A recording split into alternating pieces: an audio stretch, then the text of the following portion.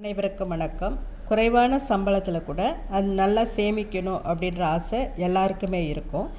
அந்த மாதிரி நினைக்கக்கூடியவங்களுக்காக ஒரு சிறப்பு திட்டத்தை பற்றி தான் இப்போ நான் சொல்ல போகிறேன்.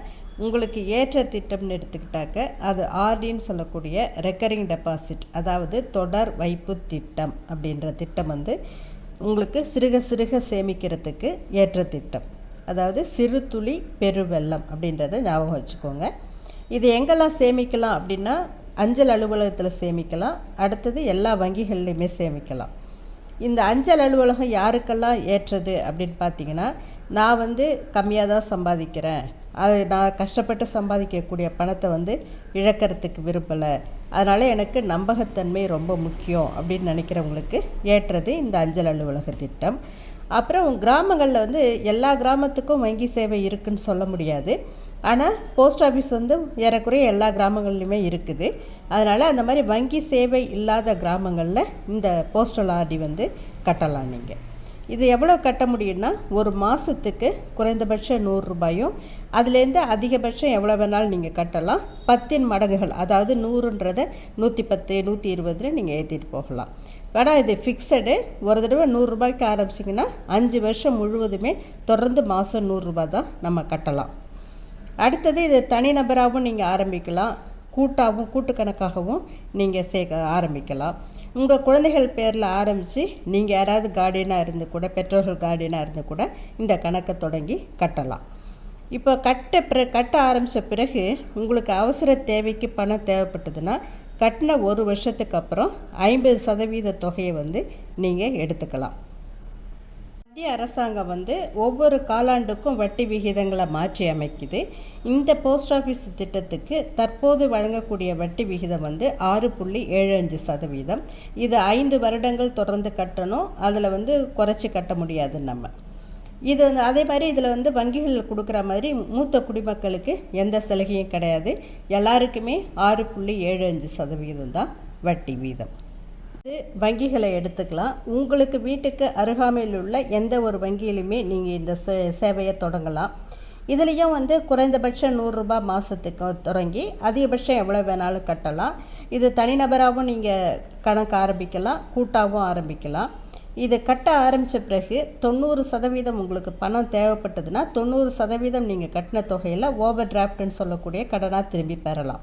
இந்த வட்டி விகிதம் அப்பப்போ மாறுபடும். தற்போது வங்கிக்கு தகுந்த மாதிரி 6.7%லேருந்து 7% வரைக்கும் வட்டி கிடைக்கும் 5 வருடங்கள் கட்டுறவங்களுக்கு. இதில் 6 மாதத்தில் ஆரம்பித்து 10 வருஷம் வரைக்கும் இந்த ஆர்டியை நீங்கள் கட்டலாம்.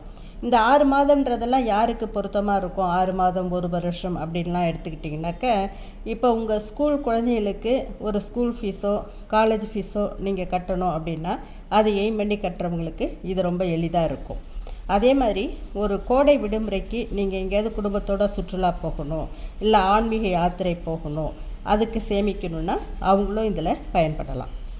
இதில் மூத்த குடிமக்களாக இருந்தால் வட்டி 0.5% கூடுதலாக கிடைக்கும். இப்போது ஒரு சின்ன கம்பேரிசன், ஒவ்வொரு வங்கி முக்கியமான வங்கிகளும் போஸ்ட் ஆஃபீஸ்லேயும் கட்டினா மாதம் எவ்வளோ கட்டினா எவ்வளோ வருன்றதை பற்றி இப்போ சொல்ல போகிறேன். உதாரணமாக மாதம் நீங்கள் ஒரு 5000 ரூபாய் கட்டுறீங்கன்னு முடிவு பண்ணியிருந்தீங்கன்னா 5 வருஷத்துக்கு, அதாவது மொத்தம் 60 மாதங்களுக்கு 3 லட்சம் ரூபாய் பணம், நம்மளோட பணம் கட்டியிருப்பீங்க.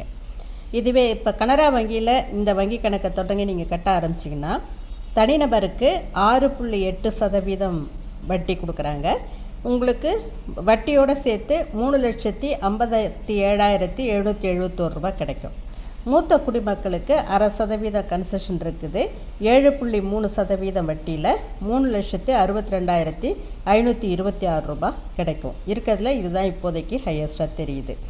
அடுத்தது state bank of India, Bharat state பேங்க்கில் பார்த்தீங்கன்னா 6.75% வட்டி கொடுக்குறாங்க.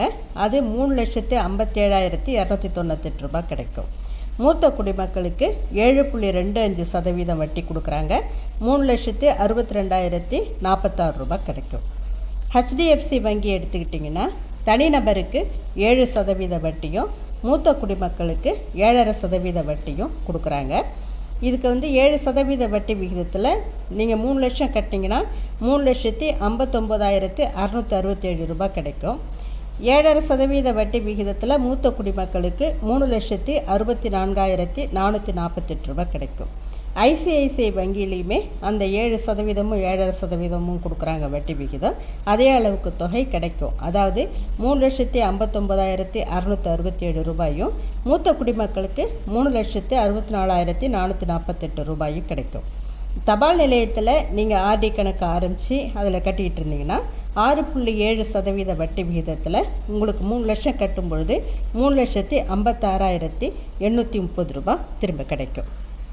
திட்டத்தின் கீழே கிடைக்கக்கூடிய வட்டிக்கு வருமான வரி உண்டு. அதாவது நீங்கள் ஏற்கனவே வருமான வரி செலுத்தக்கூடியவராக இருந்தாக்க நீங்கள் எந்த ஸ்லாபில் இருக்கீங்களோ அதுக்குரிய வருமான வரி இந்த திட்டத்திலேருந்து கிடைக்கக்கூடிய வட்டிக்கு நீங்கள் செலுத்தணும்.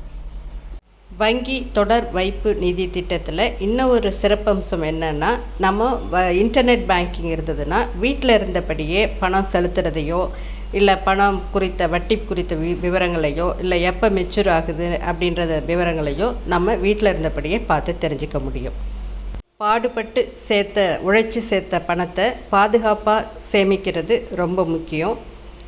எவ்வளவு குறைவான வருமானமாக இருந்தாலும் நிதி திட்டமிடுதலும் அவசியம் ஒவ்வொரு குடும்பத்திற்கும்.